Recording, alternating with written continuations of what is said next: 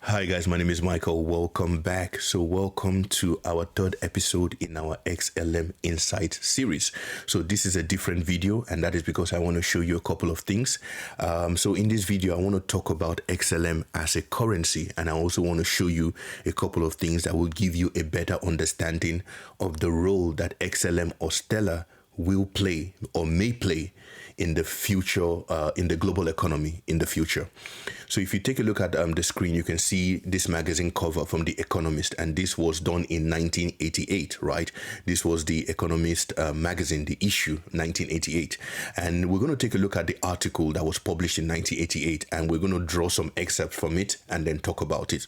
So if you come down here, you can see it says, "Get ready for the Phoenix." And you know, the word Phoenix here is a placeholder, right? For what we talked about in our previous video, you know, that thing, order out of chaos. Because if you look at the phoenix as a bird, you know, it's always, you know, there's always this saying that, you know, the phoenix will rise out of the ashes. So there's a destruction, and then you see the phoenix come out, which is, you know, similar to order out of chaos. So it says, get ready for the phoenix. So the phoenix is a placeholder in this particular instance.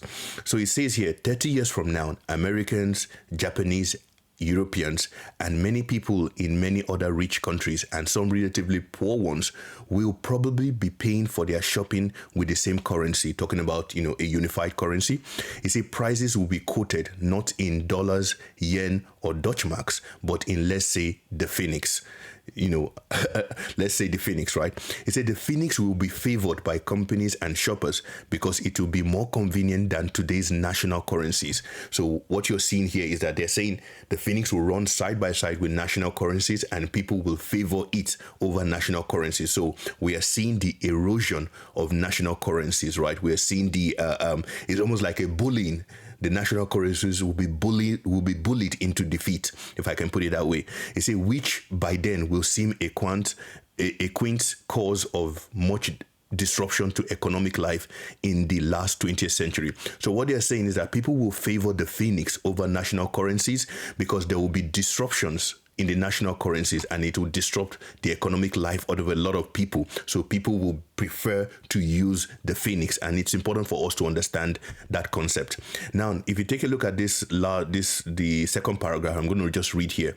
It says, the market crash taught them that the pretense of policy cooperation can be worse than nothing, and that until a real cooperation is feasible, i.e. until governments surrender some economic sovereignty. And it's so important for us to understand the technology that we are seeing today. A lot of people are excited about the technologies. A lot of people are excited about XRP. A lot of people are excited about XLM. But what people do not understand is the dual nature of these technologies. When you're looking about the speed of cross-border payments, when you're looking about the ease of use and everything, what people are not seeing is the other side of these technologies. These technologies are going to make countries surrender economic sovereignty. So what you're going to see is something like what you've got the European Union, where all the decisions for your country will be made from a central point, from a central location. And we'll talk about that when we go further deep. So it's not all about money. So when you're investing in XLM, when you're investing in XRP, understand that these things will impact you as a person. As a matter of fact, they might impact some people so much that they might not even have time to spend the money.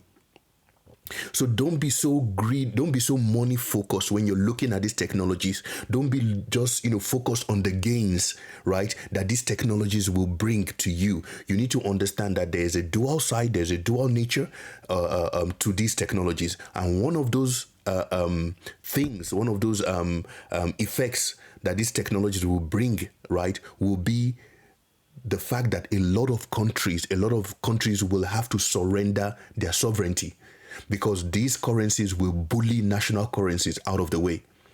Just like the way the US dollar bullied the Zimbabwe dollar in Zimbabwe.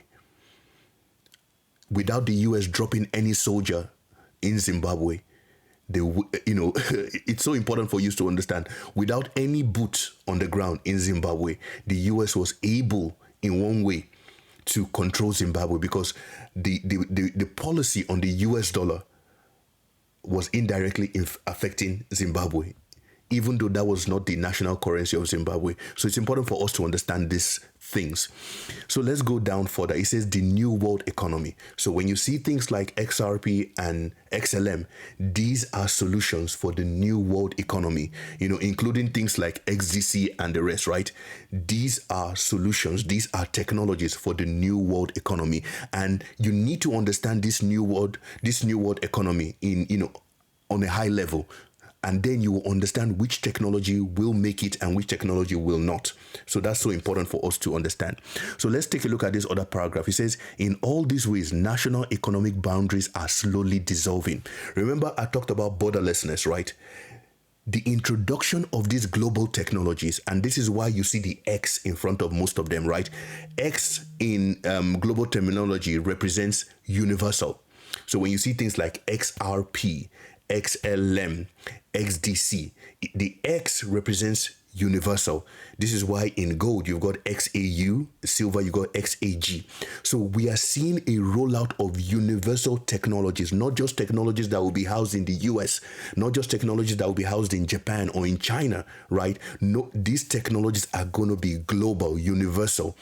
Do you understand what I'm saying? So we are seeing the rise of universal technologies, and I'm going to talk about things like Starlink and where Starlink fits into this equation in another video. So it's important for you to have that understanding that technologies like XRP, technologies like XLM will dissolve economic boundaries. You will not be able, as a country, you will not be able to set your monetary policy. Your monetary policy will be set from outside of your nation. So it's almost like the elected leaders in the country are almost null and void. Do you get? So because everything that affects the country will be done from outside of the country without, you will be powerless to stop it, if I can put it that way. So it's important for us to have the understanding that yes, these investments will bring gains, but also there are disruptions. There are disruptions that might affect you as well. So let's go down here. It says the Phoenix Zone would impose tight constraints on national governments. There would be no such thing, for instance, as a national monetary policy. So what you're seeing is that every nation that will be impacted by this will have no national monetary policy. So you can't set your own policy for your nation, right? This will be a policy that will be set outside of the nation. It says the world Phoenix supply will be fixed by a new central bank, descended perhaps from the IMF. And you begin to see all this sort of global management, like the European Union model and things like that. And, it's so important for us to understand these concepts as we move forward. And as you begin to understand this thing, you understand why Stellar or why XLM is different from XRP. When you take a look at XRP, when Jed McCaleb created XRP, he created a company to manage XRP called Ripple, right? Ripple is in charge of, managing or overseeing XRP or, doing things. But with XLM, they don't have a company, they have a foundation. And so those structures are quite different, right? Because a private company sits on XRP, but in XLM is a foundation. Right, so it's important. So the structure of those two systems are different. So that's and there's a reason why you have a stellar foundation rather than a stellar company over XLM. So it's important for you to understand those concepts. Let's go down to this last paragraph. It said, as the next century approaches, the natural forces that are pushing the world towards economic integration will offer governments a broad choice. They can go with the flow. And you can see here, it's almost like a threat, right? They can go with the flow or they can build barriers. It said, preparing the way for the Phoenix will mean fewer pretended agreements on policy and more real ones. And I'm going to just go through this one. It said, it will mean allowing and then actively promoting the private sector use of an international money alongside existing national monies. And this is what I'm trying to say, that we're going to see a parallel monetary system where you have your national currency. It will be used, alongside XLM. It will be used alongside XLM. So in the US, you will have the US dollar on one track, you have XLM on another track. Just like what is happening in, some of the European countries, right? In Czech Republic, you had the Czech crown still working, but you also have euro working at the same time. So that is what we're going to see, that parallel use of both XLM, and national currencies.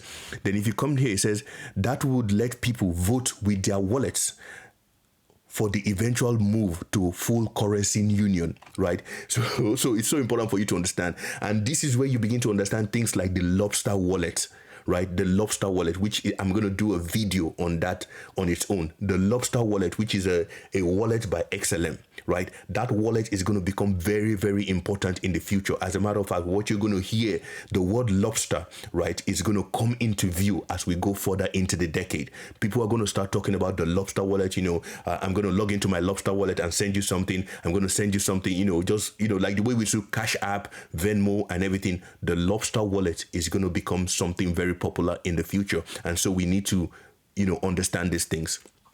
So the Phoenix would probably start as a cocktail of national currency, just as the special drawing right is today. In time, though, its value against national currencies would cease to matter because people will choose it for its convenience and its stability of its purchasing power. So this is what I'm talking about, right? So people will move willingly to XLM because it will maintain purchasing power against the national currencies, because the national currencies will be affected by disruptions like inflation and a loss of purchasing power or things like that. But XLM will maintain its purchasing power because it has a fixed supply. Do you get? So that will be the appealing thing.